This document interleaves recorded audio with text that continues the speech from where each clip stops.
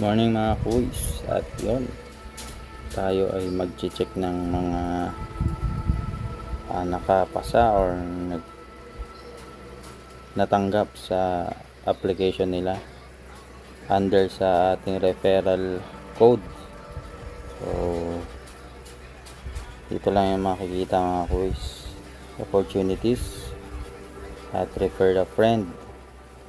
So meron tayong in progress 13 person.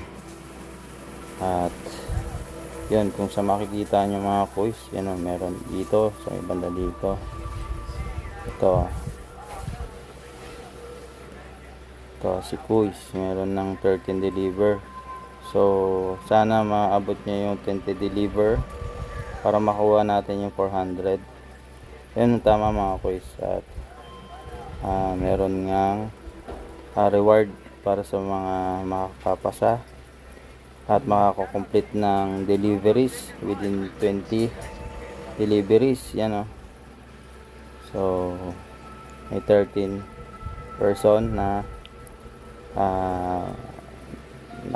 natanggap na sa kanilang application, at meron na rin nakakompleto ng 20 deliver. Yan, tatlong person sila mga kuys.